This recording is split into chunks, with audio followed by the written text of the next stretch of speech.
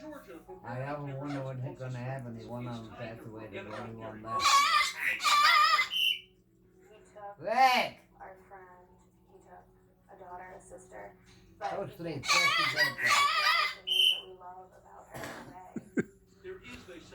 Rick! We started an organization. Vicky.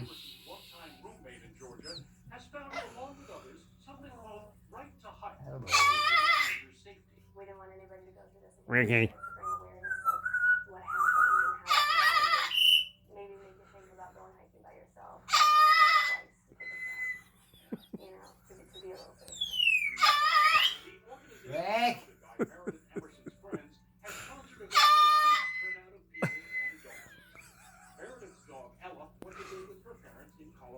Ricky, Any event that we ever have going to hike, shut up. seeing people come and say, I never met Meredith, but I feel like I know her, and I want to come out and support. And that was the biggest thing, the community after everything. Usually sleeping now.